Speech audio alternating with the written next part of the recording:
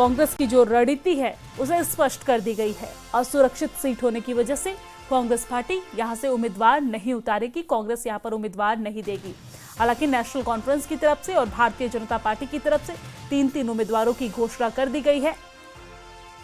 आज एक बार फिर से हमारे साथ नेशनल कॉन्फ्रेंस के विधायक जावेद हसन बेग जुड़ गए हैं। बेग साहब, स्वागत है आपका न्यूज 18 JKLH पर।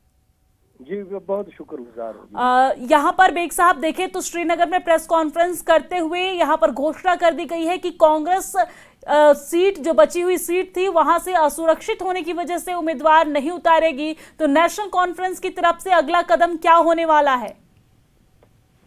देखिए, मैं पार्टी का स्पोक्स पर्सन तो नहीं हूं, लेकिन मैं एक चीज की वजाहत कर दूंगा कि जहां तक नेशनल कॉन्फ्रेंस और कांग्रेस के ताल्लुकात मौजूदा सूरत हाल में है, तो जो सेंट्रल कांग्रेस है वो भी रियलाइज करते हैं कि हम एक ऐसी सिचुएशन में है जहां जब हम फैसले करते हैं तो बड़े सोच समझ के करती है हमारी लीडरशिप। और जो यहाँ हमारे करा साहब हैं और जो कांग्रेस की सीनियर क़यादत है, उनको भी इस चीज का बखूबी एहसास है कि मौजूदा सूरत हाल में नेशनल कॉन्फ्रेंस जब फैसले करती है तो ये किसी एक फर्द का फैसला नहीं होता है, इसमें जमात सारी को ऑन बोर्ड लेना होता है। तो हमारी जमात के अंदर एक कंसेंसस बना, 3 जगह हमने उम्मीदवार खड़ा किया, 1 जगह खुली छोड़ दी ताकि कांग्रेस कंटेस्ट करे। अब अगर कांग्रेस कंटेस्ट नहीं करती है तो फिर उस सूरत में नेशनल कॉन्फ्रेंस की क़यादत इस पर फैसला करेगी। लेकिन ये कांग्रेस और नेशनल कॉन्फ्रेंस के दरमियान किसी दूरी का सबब हरगिज नहीं बनेगी, क्योंकि हमारे जो ताल्लुकात हैं मौजूदा सूरत हाल में वो जम्मू कश्मीर के हवाले से और मुल्क के हवाले से उनकी एक बड़ी एक मॉरल बेसिस है और आइडियोलॉजिकल बेसिस है। तो लिहाजा ये इतनी छोटी चीजों से हमारे और उनके ताल्लुकात कभी खराब नहीं हो सकते। जी बिल्कुल, आपकी तरफ से दावा ये किया जा रहा है कि हमारे ताल्लुकात खराब नहीं होंगे, लेकिन यहाँ पर कांग्रेस ने ये बड़ी घोषणा कर दी है, असुरक्षित सीट होने की वजह से वो उम्मीदवार नहीं उतारेगी। बहुत शुक्रिया हमारे साथ इस बातचीत के लिए और अपना कीमती वक्त देने के लिए। और इसी खबर पर ज्यादा जानकारी के साथ हमारे साथ श्रीनगर से हमारे संवाददाता सरोज कफील हमारे साथ जुड़ गए हैं। सरोज, यहाँ पर एनसी के जो विधायक है वो भी जुड़े हुए थे और वो इस बात का दावा करते नजर आए कि कांग्रेस और एनसी के बीच जो ताल्लुकात है वो खराब नहीं होगी, लेकिन कांग्रेस पार्टी की तरफ से यहाँ पर कहीं ना कहीं असुरक्षित सीट होने की वजह से ये घोषणा की गई है कि वो उम्मीदवार नहीं उतारेगी इस सीट से। तो आप इसे किस तरीके से देखते हैं और कांग्रेस में क्या इस बात को लेकर कोई अनबन, कोई नाराजगी, क्या नाराज होकर उन्होंने इस बात की घोषणा की है? क्या किस तरह की प्रतिक्रिया वहां पर ग्राउंड जीरो पर देखने को मिल रही है? देखिए, बिल्कुल सही कह रहे हैं आप, कहीं ना कहीं एक नाराजगी भी है। जाहिर सी बात है, नेशनल कॉन्फ्रेंस के जो अलायंस पार्टनर है वो कहाँ कहेंगे कि कोई डिफरेंस है, लेकिन आज जब JKPCC के अध्यक्ष तारिक हमीद कर्रा के साथ साथ GME रमन भल्ला जैसे सीनियर लीडर्स थे, उन्होंने प्रेस कॉन्फ्रेंस दी, तो बहुत शॉर्ट प्रेस कॉन्फ्रेंस थी, लेकिन उन्होंने क्लियरली कहा कि जो ये 4 सीट्स है, सीट नंबर 1, 2, 3 और 4, इसमें से हमने नेशनल कॉन्फ्रेंस जो हमारे अलायंस पार्टनर है उनको प्रस्ताव दिया था कि सीट नंबर 1 या 2 हमें मिलना चाहिए, लेकिन नेशनल कॉन्फ्रेंस की तरफ से प्रपोजल आया कि सीट नंबर 4 उन्हें दी जाएगी।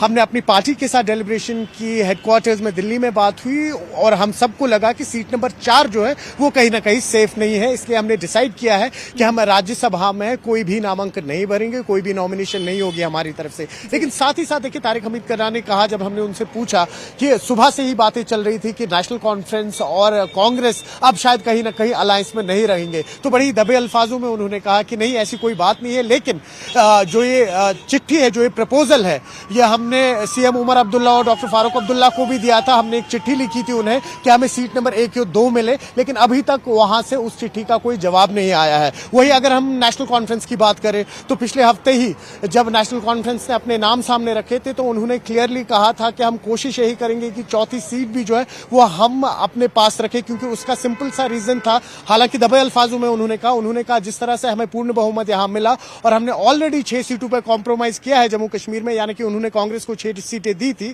तो वो हम अब राज्यसभा में रिपीट नहीं करना चाहते हैं। लेकिन अब यहां पे सबसे बड़ा सवाल ये खड़ा होता है कि क्या कल, क्योंकि कल आखिरी दिन है, नेशनल कॉन्फ्रेंस के पास अभी भी एक सीट बची हुई है, क्या वो उसका नामांकन भरेंगे, नॉमिनेशन करेंगे, कोई और नाम सामने आएगा? वही जिस तरह से अभी आपने कहा कि बीजेपी के तीनों नाम आज सामने आ चुके हैं, तो कहीं ना कहीं नेशनल कॉन्फ्रेंस और बीजेपी की लड़ाई दिख रही है और कांग्रेस जो है इनका ग्राउंड क्लियर भी नहीं है। और उसका सिंपल सा रीजन है, आप उनके आंकड़े देख लीजिए, कुल मिला के 6 सीटें उनकी, यानी कि 6 वोट्स रहेंगे उनके।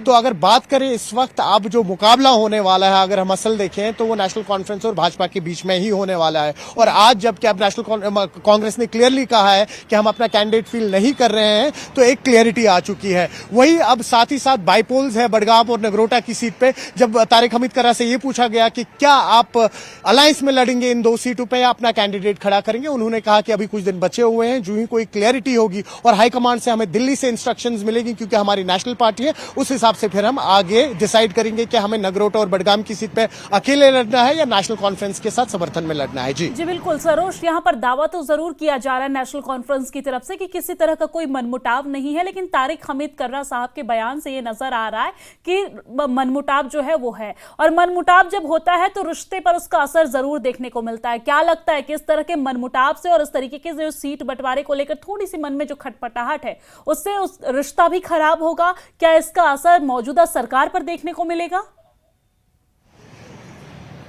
देखिए बिल्कुल चांसेस है। देखिए अभी आप देखें, क्योंकि ये जो अलायंस है नेशनल कॉन्फ्रेंस की और कांग्रेस की, ये एक इंडिया अलायंस का हिस्सा है, जो एक नेशनल अलायंस में, इसमें कई सारी पॉलिटिकल पार्टीज है। आप वेस्ट बंगाल से बात कर लीजिए, आप डाउन साउथ की बात कर लीजिए, या आप बिहार की बात कर लीजिए, बाकी जगहों की बात कर लीजिए आप। तो जाहिर सी बात है कहीं ना कहीं कांग्रेस ने भी ये टैक्टफुली सोचा कि इस वक्त अगर किसी भी तरीके का जो अलायंस है इसमें डेंट पड़ता है, तो अभी बिहार में भी इलेक्शंस आने वाले हैं, तो कहीं ना कहीं वो डेंट बिहार में तो नहीं छलकेगा। क्योंकि हमने देखा इससे पहले भी भाजपा जो है किस तरह से उन्होंने इस इंडिया अलायंस जो है इसको फर्जी बताया है, इसको मौका परस्त अलायंस बताया है। आप हमारे साथ जुड़े रहिए, आपके पास लौटूंगी, लेकिन इसी पर हमारे साथ बातचीत करने के लिए बीजेपी के वरिष्ठ नेता और नेता प्रतिपक्ष सुनील शर्मा जी हमारे साथ जुड़ गए हैं। सुनील शर्मा जी, स्वागत है आपका न्यूज 18 JKLH पर। Thank you ma'am.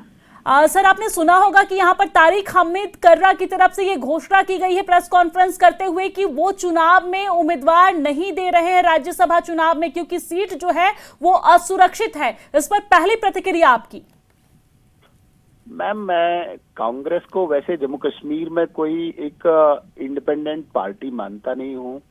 वो नेशनल कॉन्फ्रेंस की एक कठपुतली है, और ये आज नहीं, ये इतिहास भी बताता है।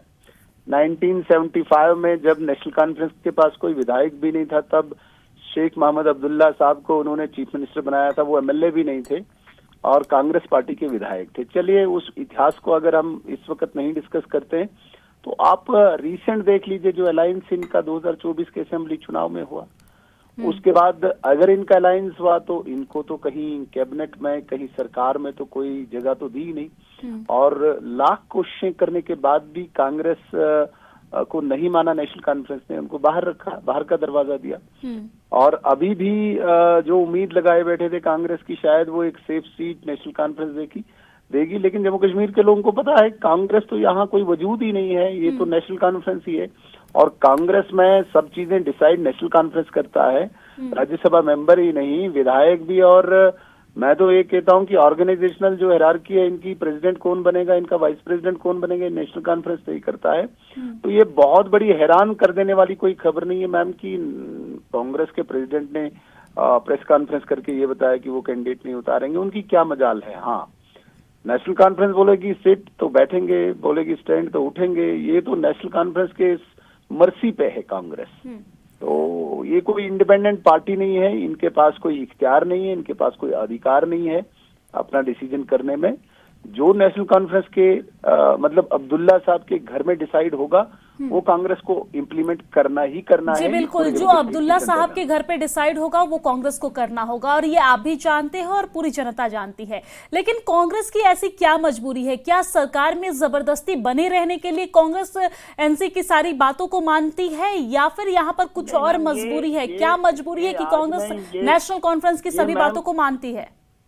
ये मैम आज नहीं, ये इस 3-4 पीढ़ियों का प्यार है। नेहरू शेख परिवार प्यार था, ये राजीव फारूक प्यार था, ये राहुल उमर प्यार है। तो ये इन दोनों का परिवारों का जो प्यार आपस का है, कार्यकर्ता कुछ भी करें लेकिन लीडर्स का प्यार है, वो डिसाइड वो करते हैं। राहुल गांधी जी को प्यार उमर अब्दुल्ला साहब से है, इसलिए ये पार्टी भी मुझे लगता है कि उन्हीं को सौंप दी है कि भाई यहाँ पे चलाओ। बिल्कुल। राहुल जी को उमर अब्दुल्ला साहब से प्यार है या सत्ता से प्यार है, किस चीज से प्यार है, ये राहुल जी ही जाने। बहुत शुक्रिया सर हमारे साथ बातचीत करने के लिए और जुड़ने के लिए। सरोज हमारे साथ लगातार जुड़े हुए हैं। सरोज, एक बार फिर से आपके पास आते हुए, नेता विपक्ष ने यहाँ पर कहा है, सुनील शर्मा ने यहाँ पर कहा है कि राहुल गांधी जी को उमर अब्दुल्ला साहब से प्यार है और यही वजह है कि एनसी के जो भी फैसले होते हैं वो कांग्रेस पार्टी मानती है। कांग्रेस पार्टी के अंदर मायूसी जरूर देखने को मिल रही है, लेकिन क्या मजबूरी है कांग्रेस पार्टी? क्या सत्ता का लोभ है कि जबरदस्ती सरकार में बने रहना है? परफॉर्मेंस आप देख ही रहे कांग्रेस पार्टी की पूरे देश भर में। क्या वजह यह है या फिर कुछ और मजबूरी है? नहीं, देखिए, अगर हम ये कहेंगे कि जस्ट बिकॉज उन लोगों की दोस्ती है सीएम उमर अब्दुल्ला और राहुल गांधी की, तो ये तो स्टेटमेंट वैलिड नहीं होता है, क्योंकि इसमें हम ये क्लियर नहीं दिखाते हैं कि जस्ट बिकॉज उन दोनों की दोस्ती है इसलिए जो सीएम उमर अब्दुल्ला या अब्दुल्ला के घर से फरमान आएगा वो कांग्रेस मानेगा। इस पर काफी ज्यादा डेलिब्रेशन हुई, कई सारे सीनियर पार्टी के लीडर्स जो है कांग्रेस के वो लगातार दिल्ली गए हैं, बातचीत हुई है, लेकिन किसी तरीके से जो क्लियर एक इंडिकेशन आई आज तारिक हमीद करार की तरफ से, कहा कि हमें सीट नंबर 4 दी गई थी जो सेफ सीट नहीं है और हमें नहीं लगा कि हमें अपना कैंडिडेट उस पर फील्ड करना चाहिए। अब देखिए, कहीं ना कहीं जो ये फ्रैक्शन है ये आज की नहीं है। नेशनल कॉन्फ्रेंस जब यहां पूर्ण बहुमत के साथ जीता था पिछले साल 8 अक्टूबर को, तो उनको भी नहीं पता था कि उनको इतनी सीट्स मिलेंगी। हालांकि उन्होंने प्रीपोलराइज किया था उस टाइम पे कांग्रेस के साथ, लेकिन उन्हें पता नहीं था कि कांग्रेस इतनी कम सीटें लेगा, यानी कि 6 सीटें लेगा और इवेंचुअली कांग्रेस जो पार्टी है उनको डिपेंड रहना पड़ेगा नेशनल कॉन्फ्रेंस के ऊपर। हालांकि आपको बता दें कि जो इस वक्त उमर अब्दुल्ला की कैबिनेट है उसमें अभी भी 2 मंत्री के पद खाली रखे गए हैं कांग्रेस के लिए। तो हम ये नहीं कह सकते हैं कि जस्ट बिकॉज राहुल गांधी और उमर अब्दुल्ला की दोस्ती है और ये एक कारण है, लेकिन बिल्कुल सही काफी सारे और अदर फैक्टर्स हैं। अगर आप राज्यसभा की बात करते हैं तो सब आंकड़ों का खेल होता है। महज 6 वोट रहेंगे कांग्रेस के, तो उनका स्टेक जो है राज्यसभा में बहुत कम है। तो उसको लेके शायद नेशनल कॉन्फ्रेंस ने ये सोचा होगा कि कहीं ना कहीं जो हमने जो पिछली असेंबली गई है 2024 में असेंबली इलेक्शन गए उसमें हमने चांसेस लिए, कॉम्प्रोमाइज किए। इस वक्त उन्हें लग रहा है कि उनका ग्राउंड ज्यादा पुख्ता है, ज्यादा स्ट्रांग है, इसलिए उन्होंने अपने 3 कैंडिडेट खड़े किए हैं। अब सवाल ये खड़ा होता है कि क्या कल वो अपने चौथे कैंडिडेट का भी नाम सामने रखेंगे या वो सिर्फ 3 सीट पे लड़ेंगे। जी ठीक है, बहुत शुक्रिया सरोज हमारे साथ जुड़ने के लिए और तमाम जानकारी साझा करने के लिए।